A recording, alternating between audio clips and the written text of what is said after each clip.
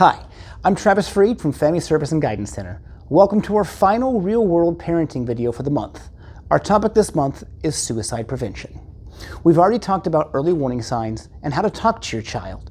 Today, we'd like to talk about ongoing and aftercare after your child has expressed suicidal ideation or has maybe attempted suicide. We want to, first of all, keep communication lines open. Taking off from our last video, we want to make this conversation be consistent, and we want it to not be taboo. We want them to be comfortable with that conversation and what they say.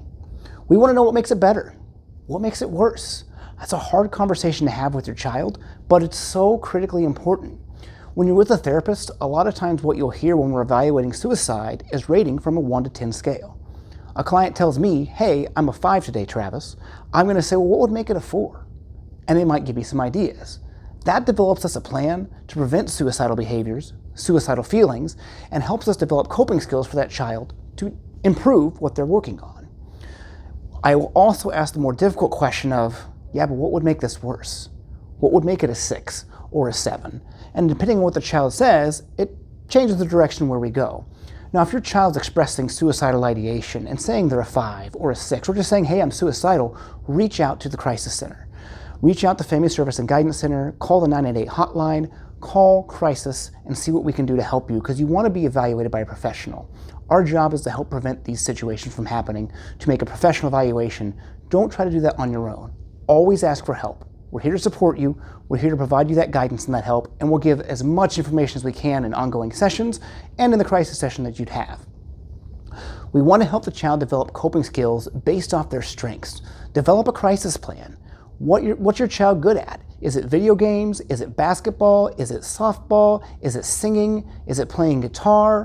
Whatever that strength is, let's use that as a coping skill. That's what brings them joy.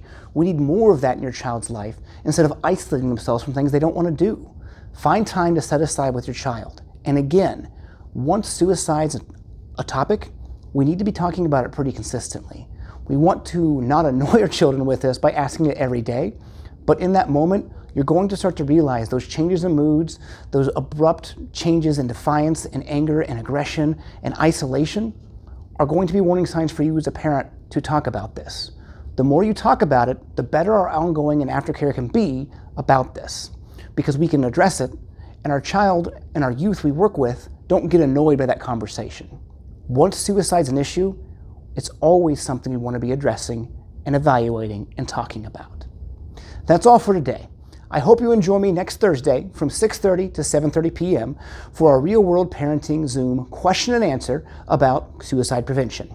To register, follow the directions in the comments below. The question and answer is free, but you have to register to get the Zoom link. I'm Travis Freed. Thanks again for watching, and I'll see you at Zoom next Thursday.